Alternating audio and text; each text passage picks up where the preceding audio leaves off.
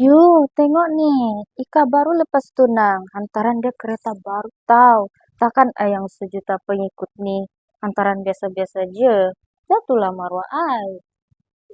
Kamal, awak bila lagi? Anti ni bukan nak memilih tau. Bella ni, asyik pemilih anti.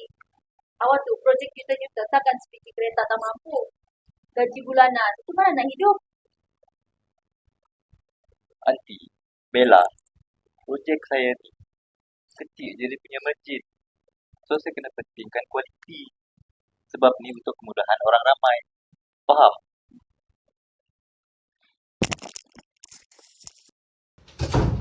Stres lah. Disebabkan Bella nak sangat hantaran tinggi ni. Aku rasa boleh kot ambil sikit peruntukan dari projek ni. Yang ni harga yang saya boleh tunjuk lah. Kalau yang ni, grade A, harga dia mahal sikit lah sebab barang dia kualiti. Kalau grade C, dia macam biasa-biasa je lah. Tapi harga dia lebih murah. Macam mana tu? Kalau saya nak barang grade C, tapi saya nak receipt tu, receipt grade A. Nak buat macam tu salah untuk saya. Sebab saya terdesak ni. Nanti Puan jangan risau, ni ada sikit dari syarikat saya lah. Perhargaan untuk Puan. Katakan Puan tolong saya. Cik Kamal, Ya. ni resit yang macam Cik Kamal minta. Betul tak apa yang saya tulis? Okey, betul.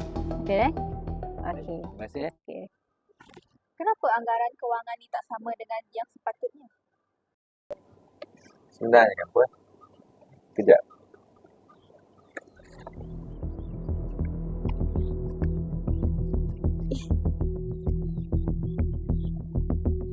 Oh, ni kerja korang selama ni. Tak apa, tunggu aku ada bukti. Wow.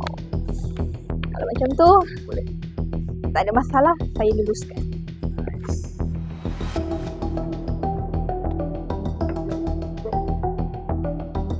Kau tunggu jap. Aku send video ni kat Puan Camilla.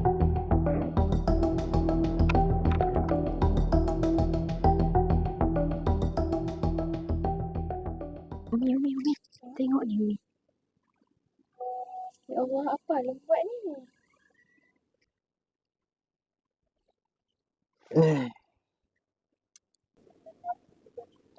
Kamal. Kenapa anak Umi sanggup buat Umi macam ni? Kamu jangan ingat Umi tak tahu apa yang kamu buat belakang Umi selama ni. Buat apa Umi?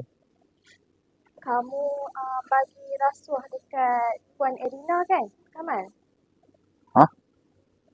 Macam mana Umi tahu?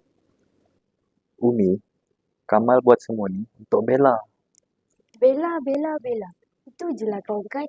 Dalam kepala kau tu semua pasal Bella je. Sampai kau sanggup buat benda-benda macam ni. Kau diam lah. Jangan sibuk dengan aku. Dah.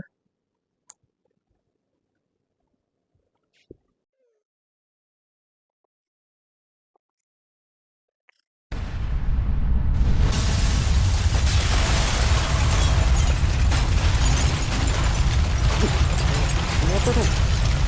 Alamak. Bangunlah aku. Tidak. Saya ada satu bukti yang Kamal ni memberi rasuah. Kukuh ni. Baik. Encik Kamal, kami dari SPRM, anda ditahan atas kes memberi rasuah. Kami ada waran tangkap. Puan, silakan.